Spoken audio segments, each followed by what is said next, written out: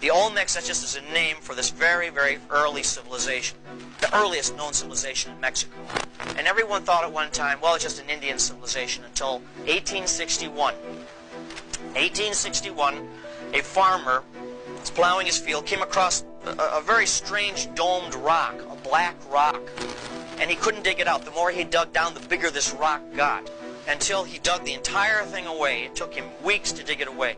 And it turned out that he unearthed a 9-foot-high statue of a head, beautifully done, of an African, not an Indian at all the portrayed features of a West African man.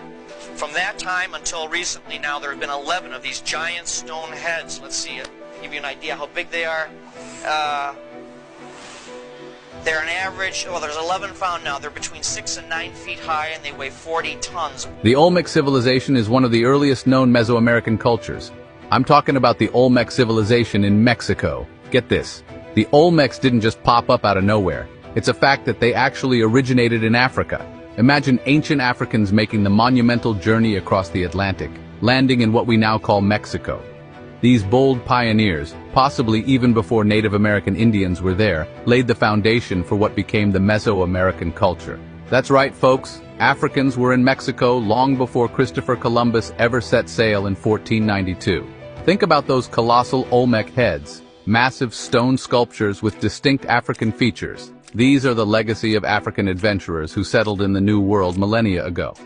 And get this, they even connect with the Dogon tribe from Mali. I mean, it's a wild fact, but it makes you think.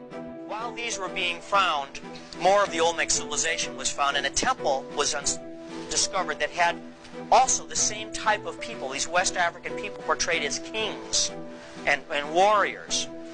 So, when the first archaeologists found these, it says, well, these are probably just blacks that got blown across the sea and were enslaved. But you don't make huge heads portrayed with crowns of your slaves. You know, these were obviously regents, powerful people.